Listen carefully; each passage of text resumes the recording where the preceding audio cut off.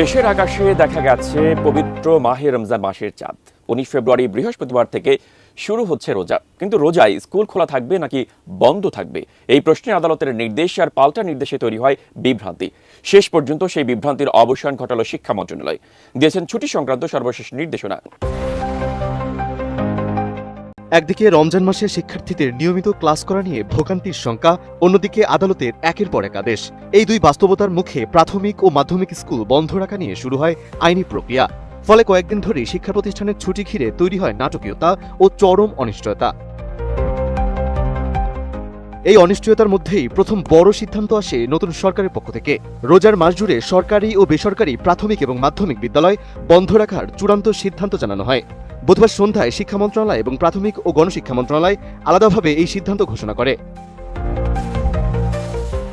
এর আগে শিক্ষাপঞ্জি অনুযায়ী 8 মার্চ থেকে রোজা ও ঈদের ছুটি শুরু হওয়ার কথা ছিল, কিন্তু নতুন সরকার দায়িত্ব নেওয়ার পরপরই সেই অবস্থান থেকে সরে আসে। ফলে রোজার প্রথম দিন থেকে স্কুল বন্ধ রাখার সিদ্ধান্ত কার্যকর করার কথা জানানো হয়।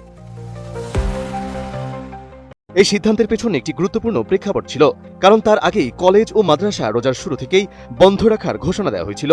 এতে প্রাথমিক ও মাধ্যমিক শিক্ষার্থীদের ছুটি নিয়ে বৈষম্যের প্রশ্ন সামনে আসে।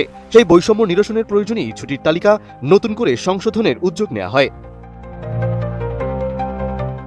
এই ধারাবাহিকতায় বুধবার সন্ধ্যায় মাধ্যমিক ও উচ্চশিক্ষা বিভাগ, মাধ্যমিক ও নিম্ন মাধ্যমিক স্কুল বন্ধ রাখার সিদ্ধান্ত দিয়ে সংশোধিত ছুটির তালিকা প্রকাশ করে। একই সময় প্রাথমিক ও গণশিক্ষা মন্ত্রণালয় রোজা জুড়ে প্রাথমিক বিদ্যালয় বন্ধ রাখার সিদ্ধান্ত জানিয়েছে।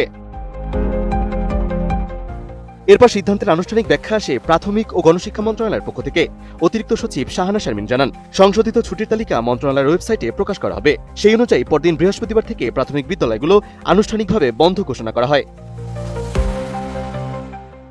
সংশোধিত সিদ্ধান্ত অনুযায়ী সরকারি প্রাথমিক বিদ্যালয় এবং সরকারি ও বেসরকারি মাধ্যমিক ও নিম্ন মাধ্যমিক বিদ্যালয়গুলোতে ঈদের ছুটি চলবে 26 মার্চ পর্যন্ত।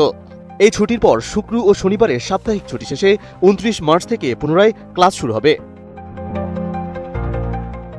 তবে সরকারের সিদ্ধান্তের আগেই আইনি জটিলতা তৈরি হয়। রোববার পুরো রমজান মাস মাধ্যমিক স্কুল বন্ধ রাখার নির্দেশনা চেয়ে হাইকোর্টে রিট করেন আইনজীবী ইলিয়াস আলী মঞ্জল। ওই রিটের প্রেক্ষিতে হাইকোর্ট পুরো রমজান মাসে স্কুল বন্ধ রাখার আদেশ দেন, কিন্তু সেই আদেশ দীর্ঘস্থায়ী হয়নি। পরদিন শিক্ষা মন্ত্রণালয়ের করা আবেদনের শুনানিতে আপিল বিভাগের চেম্বার বিচারপতি ফারা মাহবুব হাইকোর্টের ওই আদেশ স্থগিত করেন। এর পরপরই সরকারিভাবে সংশোধিত সিদ্ধান্ত কার্যকর করার ঘোষণা আসে। সব মিলিয়ে আদালতের আদেশ ও পাল্টা আদেশের ধারাবাহিকতায় তৈরি হওয়া বিভ্রান্তির অবসান ঘটিয়ে রোজা জুড়ে স্কুল বন্ধ রাখার সিদ্ধান্ত কার্যকর হচ্ছে। শিক্ষা মন্ত্রণালয় জানিয়েছে, সংশোধিত শিক্ষাপঞ্জি অনুযায়ী পরবর্তী সব শিক্ষা কার্যক্রম পরিচালিত হবে।